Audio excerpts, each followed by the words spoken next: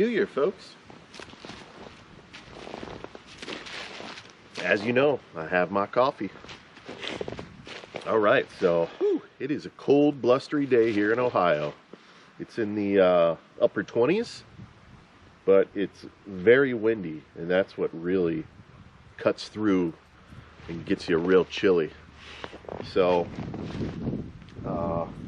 we are getting out today because it is sunny. It's been kind of snowy, rainy, sleety, icy, windy the last few days, and I've been anxious just to get out. We got some fresh snow here that dropped yesterday, but it's been very windy, so I don't think we're going to see a lot of fresh sign, so to speak, unless any deer have moved through more recently. But what I really wanted to do today was just talk a little bit about last year, some of the successes and the plans moving forward here on my property in Ohio, with some habitat improvements and food plots, travel corridors, kind of some of the things we're going to do to continue enhancing and tying together the property.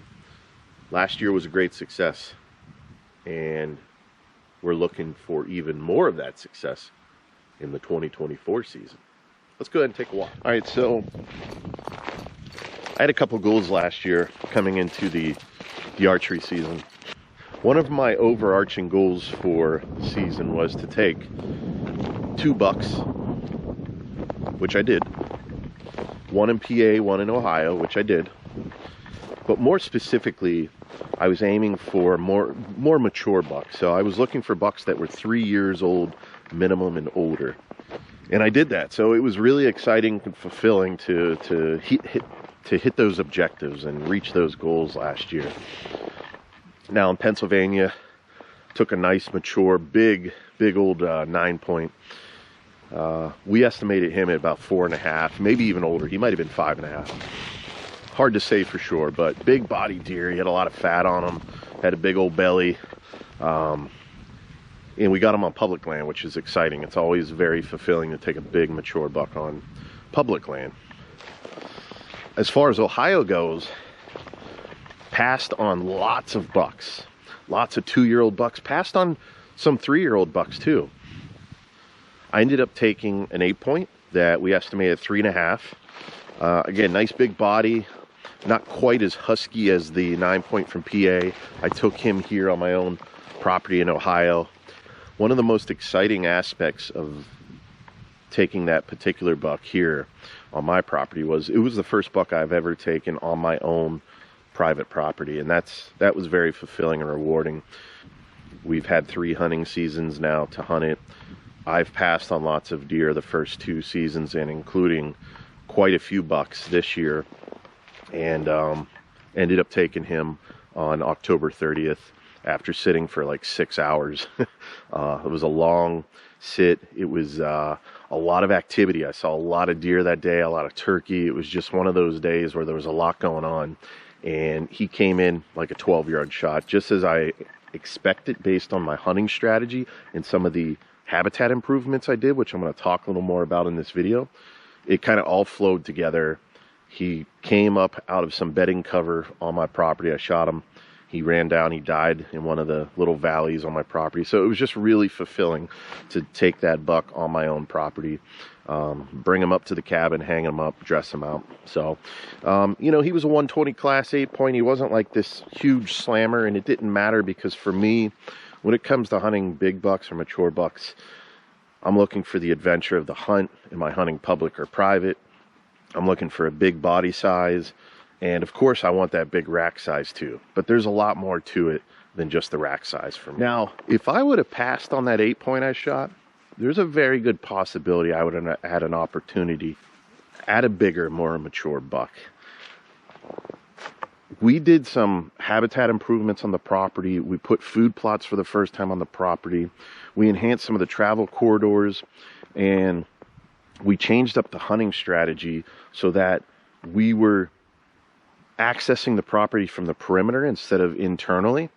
We moved some of the stands away from some of the more key bedding areas where I suspected the bucks were bedding and coming from, and that played a huge role in seeing so much more buck activity. In fact, I have more videos and pictures of mature bucks on my game cams in daylight hours than at nighttime. That's like unheard of. Usually it's the opposite. And that's because we weren't pressuring the property. We were accessing from the perimeter.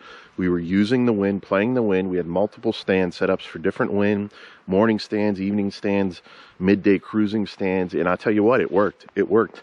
And after I shot that 8-point, all of the activity up through November and into December, big mature bucks showing up, daylight hours at the game cams. All of my mock scrapes were getting hit by not only lots of bucks and even does and fawns, but the big mature bucks that we had on camera.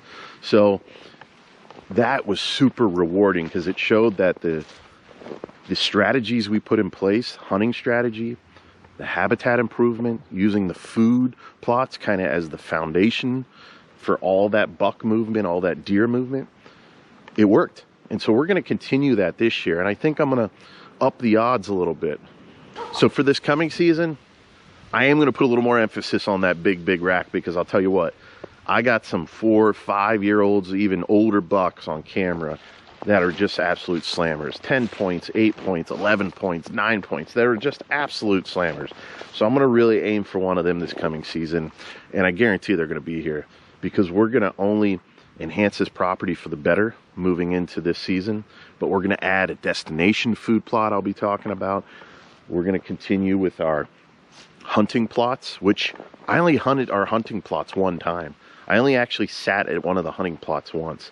I'm more of a hunting in the travel corridors in between the bedding and food, or hunting on the backside of bedding. And that's where I ended up shooting that 8-point this year. That's where I shot the 9-point in PA on public land. It was near bedding. So we've got a bright sunny day. The sun's really bright here. But what I wanted to do was, I'm in the hidden food plot. I call it the hidden plot because it's kind of a hidden food plot.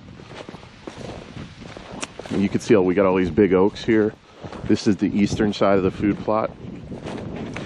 This tree line is the property line. My neighbor has that big field over there.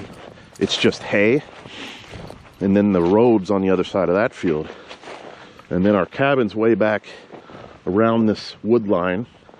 We access usually the food plot from that corner or on the back side of this tree line. And we had our Egyptian wheatgrass this year. If you recall from some of my videos last year, this Egyptian wheatgrass is here.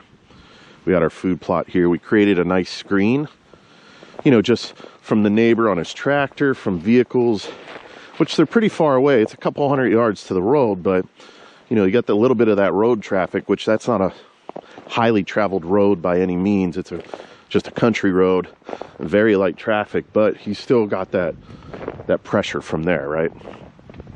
And you can see my neighbor's farm way out there. All right, so as far as this food plot, the plan this year, this will be another hunting food plot.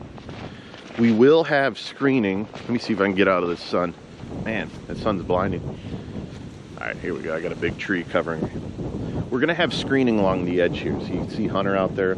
We're gonna do more Egyptian wheatgrass screening here. Our Egyptian wheatgrass, it got really tall last year. Some of it was 14 feet tall. It was pretty awesome. I didn't get it planted as thick because I ran out of seed, but I've already ordered. So I've already ordered my seed and got it. I ordered from Northwoods Whitetails. It's their HD screening blend. I call it just Egyptian wheatgrass, but it's actually a mix. And it grew great last year. I planted it late and I didn't have enough seed, but we still had a pretty good screen here. So I'm just gonna make it wider, a good 20 feet wide. And if we can get it at least, you know, 7-8 feet tall, then we're in business. So we'll be doing that along this edge. This edge is pretty thick here. It's actually much thicker that way, but when you get over towards this corner of the field, it's actually a little more sparse. And so what we want to do is we want to provide nice screening from deer seeing into that field or deer over there seeing into here, so that they have to come into here, right, to see if there's deer. Like if you have a mature buck, he's cruising, he's coming from my neighbors over here. We want him to have to come in here to check it out or get closer and scent check it than to stand 200 yards away and see that there's nothing in here, right? So that's one of the reasons we're using that screening. Plus, from other hunters, people, farmers on the tractor, right? That screening will give them a little security, knowing that they're not being seen. It also provides me access to my stands. It gives me cover when I'm getting to those stands. So I have a stand right over here. You can see that double ladder stand. It's got good cover around it, right? Most of the cover is on the northern side of the stand there because a lot of the deer movement is coming up out of there. Now we're gonna move that stand. We're not gonna keep it there. I kind of threw it up last minute right there. We're gonna move it somewhere to this tree line. I haven't decided exactly yet, but there's a good tree here. We could access behind it and get up in that tree. There's also some good trees over here, but the problem is we're gonna be doing some work on this ridge where it drops down. There's a bench. We never go down there. The deer love to bed just over this on that bench. It's essentially the top third of this hill that drops down into a valley. There's always deer bedded, usually further out towards the point, which is out this way. So we're gonna be doing some enhancements in here, which we'll walk over there and I'll show you what I mean. To enhance that bedding, enhance the security cover, enhance the travel quarters that come up out of here. And I want to move that stand because I don't want to be too close in case they're bedded a little closer to the southeast corner of this plot. Now, one of the other issues is this is a tough plot to hunt with your standard southwest wind. The southwest wind is going to blow your wind straight over to where they're bedded, right? So this is a type of stand where you're only going to hunt it if you have any sort of north wind is perfect. A direct west wind can work pretty well for you, which we do get those. We do get those northern winds. A direct east wind will work good too. Any sort of south wind is bad. Southwest wind is really pushing it. You could, if you were in this corner and the deer coming up the opposite end of the plot over there, it could work out, but you're risking it because they could come up from this corner, they could come up over here. But some of the enhancements we're going to do is to help enhance that movement. We don't want to completely change it, but we want to enhance where they like to come up. So we will be moving that stand, just don't know exactly where yet. And again, it will be a stand that we only hunt under very specific wind conditions. So I really want to make sure my screening cuts this corner here, right? We want that screening. We had it planted around the corner. It was very sparse.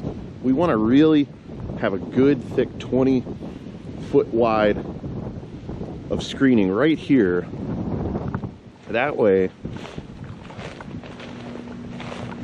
if you're over on the neighbor's land here, you can't see in. If you're a deer over there, you can't see in, right? And I'll just show you the property lines right here. So here's the property line marked right here. So you can see how open that is. I mean, I could see all the way across these woods. He has big open hardwoods here. There's not a lot of cover. There's some cover on the edge. There are deer that move through here, but this is just wide open. And then if you look this way, I got a lot more cover, and I haven't even done anything right in here yet. But I just naturally have a little more cover. His timber is a little older than mine over on this side, but we're going to enhance this even more over here. It's going to be good. There we go. Now we're out of that wind up there.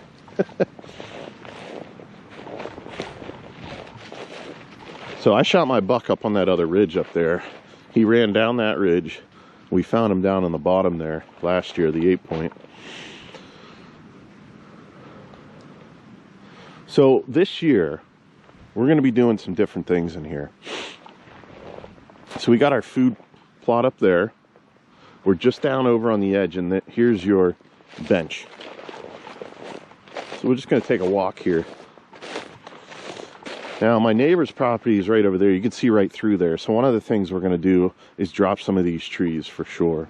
We'll probably do some, we'll drop some of this bigger timber so we can get some of this regeneration happening. And we'll hinge cut some of the smaller stuff. There's trails that come through here, so we don't want to impede them in any way, but we do want to create more of a visual screen here and start to create some of these layers of bedding going this way. You could already see a big tree came down. This came down a couple years ago. It was a really big old oak. It came down, so some of this canopy opened up. You can just see the big hole up here. Look at that. That just completely opened that sky up. So that's naturally starting to grow up. You could see some of these shrubs and stuff coming up, these little saplings. That's perfect. That's what we want. We're going to do that over here too, because we really want to create good security cover. And you can see we got some good cover down in here, and those deer use this. That drops off kind of steep there, but there's trails that come up out of an angle and right through here. And this is actually a nice funnel spot. So I might even put a stand right on the edge of the property line watching this corner if you catch like a big mature buck staging to move up to the food plot. I've thought about doing that. I'm not 100% on it yet. One of the problems is if I'm just dropping some timber and stuff here and this becomes more of a bedding, then we'll have to make sure that we only use that stand, you know, early morning, get in here well before first light. You know, you got to figure that out and balance that out. But we might do that. We might have a stand there and only hunt it sparsely. Let's take a walk along the bench.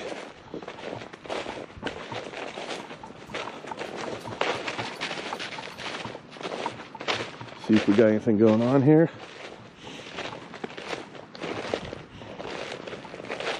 So you can see where this big oak came down. Look at this maple tree. It's bent. Look at this.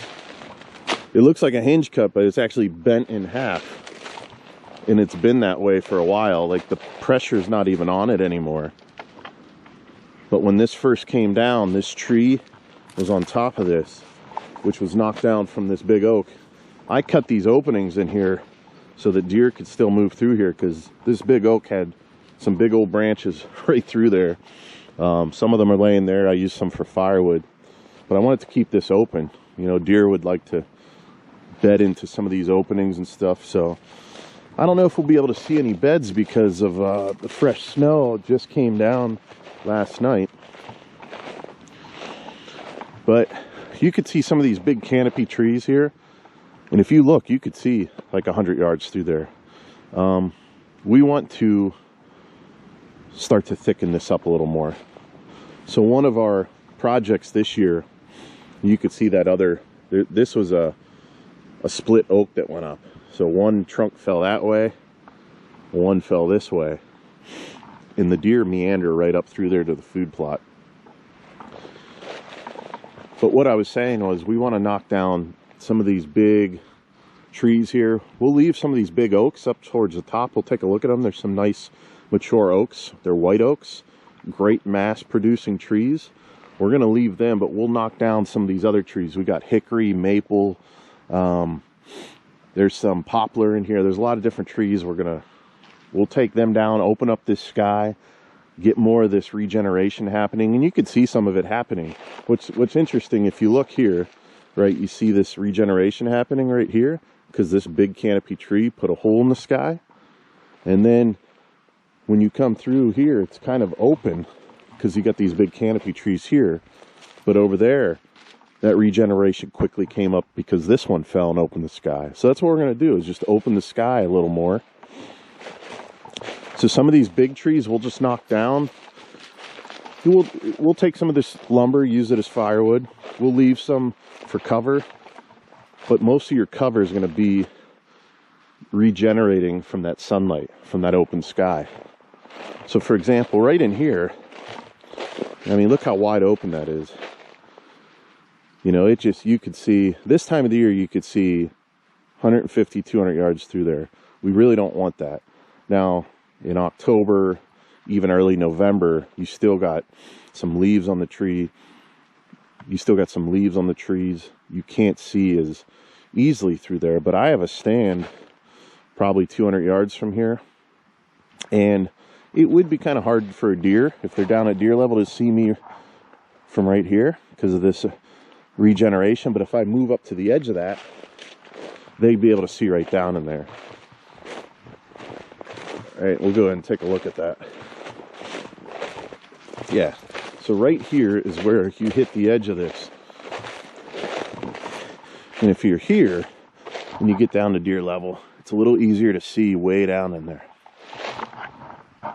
So we want to create some really nice edge, create some good bedding cover in here, take down some of these big old trees, and open the sky up. And we're going to create some nice bedding. We'll have the food plot right up there. And then we're going to be doing the same on that next ridge over. That next ridge over, definitely where some of the mature bucks are bedding for sure. And so we're going to do the same thing over there. So then we'll have this bedding closest to the food will be utilized by the doe family groups, young bucks. And then as you get over onto that ridge, you're getting a little more further away, less activity. You'll have some of those bigger mature bucks. And then they also like to bed further down in that hollow because nobody's ever down there. And again, your southwest wind's blowing like that. So it's kind of perfect for them to bed in this side of this ridge and catch that southwest west wind coming up. And then they meander up through there. Yeah, so we got some of these really big timber trees here. And some of these are huge. You know, I'm not going to drop some of these really giant ones. I'll obviously keep them, but these little ones around here, you know, knock some of these down. Old barbed wire fence right here. I never even noticed that. But we'll knock these little ones down. We'll either hinge cut them or completely knock them out. Some of those bigger ones, like that one, we'll just knock that down. We'll keep some of the biggest timber, especially the oaks. Right? We got this oak here.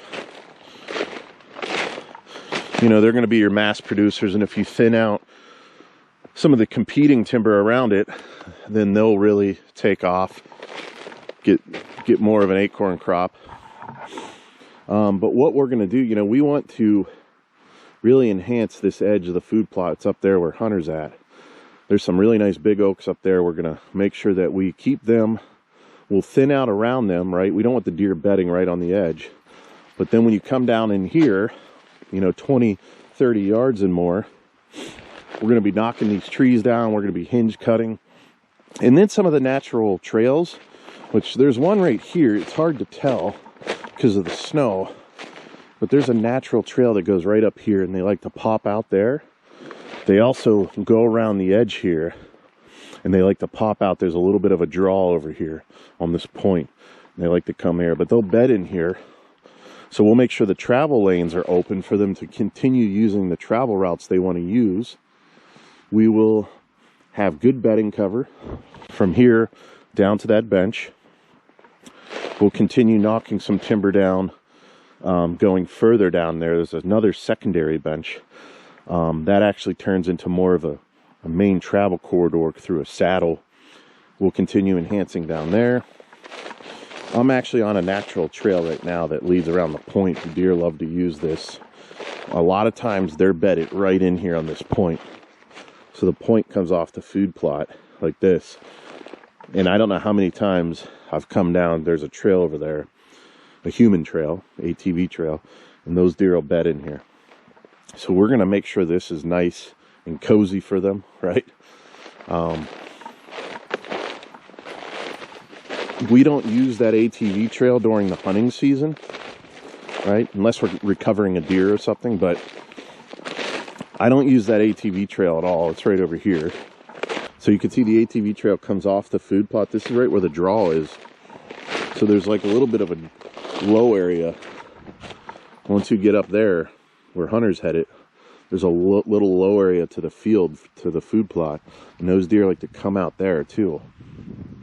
So again, we're going to be dropping a lot of this timber in here.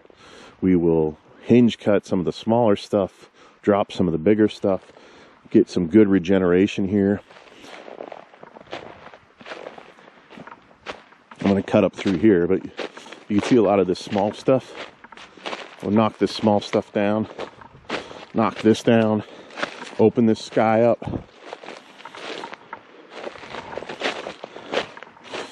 We got this pine tree here. I think it's a red cedar. It's got multiple trunks growing up. We'll leave that because that creates some nice cover, even though it's up high.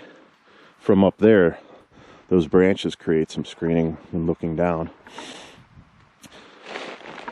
Which leads me to one of the other things that we're going to be doing here. I'm glad I saw this cedar, because I ordered a lot of white pines. I can't even remember how many I ordered. I think 20, 40, maybe 40 or 60. They're plugs. So what I'll be doing, they won't be here until April.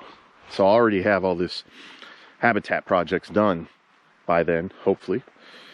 What I'm going to come and do is some of these down trees, some of the down tops, I'm going to be plugging in these little white pines. You know, they'll only be like a foot tall, but they'll be protected from browsing or anything like that with some of these tree tops that'll be down. White pines are shade tolerant, and then they'll be able to take off, right? We get our eastern sun coming up. They'll get a lot of sun, especially with some of these bigger trees down. And then those white pines will provide additional diversity to this, because we don't have a lot of pines right in here at all. So we're going to add those pines in little pockets around this point, down near the bench, near the edge of the trail here. And those things will start to take off pretty quick. In the next few years, we're going to have a lot of diversity with those pines sprouting up. That's key for good bedding. Deer love that stuff.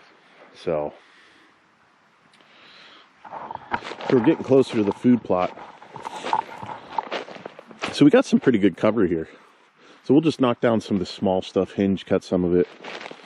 Again, that'll be nice with this point, right? You can see all the way down there, but when we do the video where we do this habitat project, it'll be fun because you could see this before picture, right? This before video footage.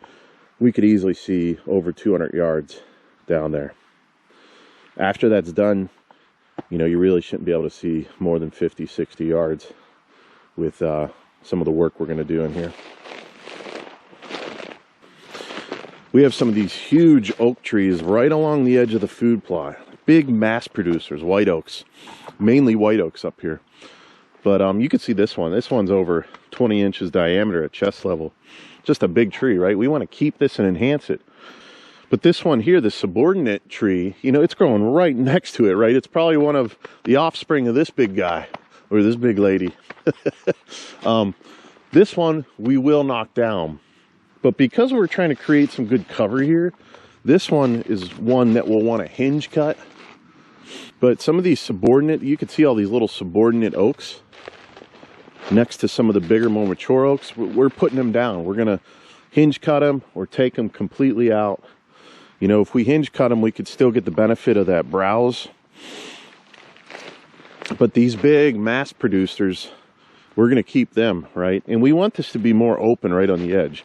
We don't want it too thick on the edge, because then you have your does, if they're bedding up here, and you're trying to get in a stand 60 yards over there, you could get busted, right? So we're going to really make sure the comfy bedding is going to be down over the edge, right? Right down on that bench, on some of these little flat spots off the point. You know, just like that big oaks down there, they'll bed in and around those treetops. So yeah, we're going to knock out some of these subordinates. You know, all these little ones here. There's a lot of little oaks in here. And when we knock them down, that'll really give more energy to some of these bigger mass producers. Are going to produce better acorn crops. If you look at Craig Harper's work, Dr. Craig Harper, he's a wildlife biologist, just a whitetail expert. He talks about enhancing your big mature mass producers by thinning out some of the more subordinate species. You get a better acorn crop.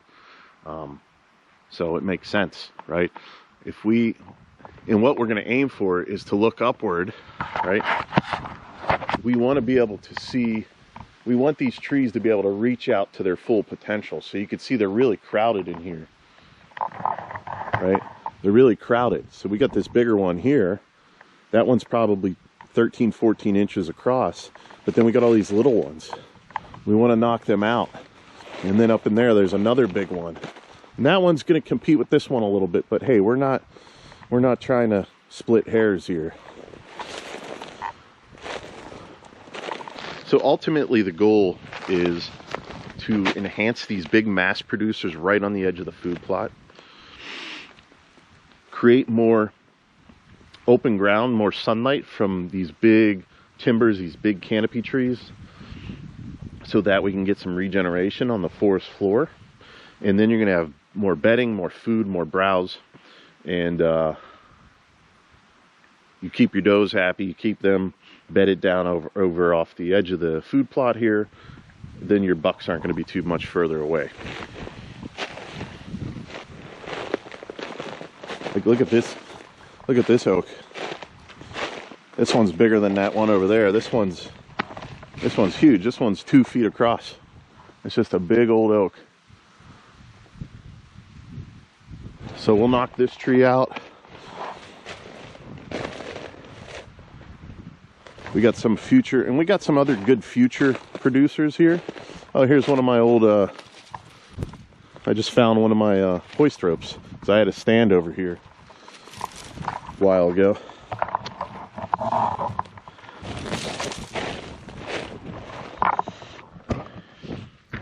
All right, so we got our hoist rope.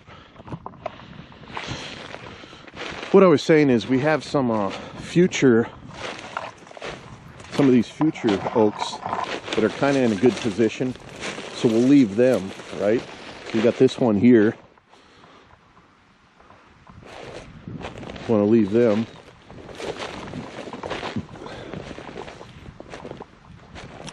But there's some hickory trees in there, some maple. We're gonna knock them all down. There's some red oak in here too. And we got our food plot. Well, the sun's starting to go down. It's going to be dark here in probably a half hour or so. So I think we'll stop the video there. Right, we're going to be doing little videos like this. Well, this video is probably going to be a lot longer than a little video. It's not short because I'm talking a lot. I hope you find some value in this video or entertainment or something. Anyway, we're going to be doing more videos like this, talking about some of the projects, the food plots, the enhancements, hunting strategy. As the winter goes on here, we're going to be getting in and doing a lot more scouting to really hone in on some of those areas that we want to work on. So I hope you enjoyed the video. It's fun to kind of walk around and strategize and talk it out what we're going to do. We're just going to make this a more appealing area. We're going to have good food at the top here, good bedding just over the edge, and then that buck bedding will be further away. And maybe the next video we'll head over to where those bucks like to bed and talk a little bit about that and some of the work we'll be doing in here to enhance that even more.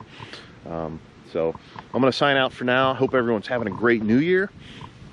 Hope everyone had a fantastic hunting season. Looking forward to the 2024 seasons.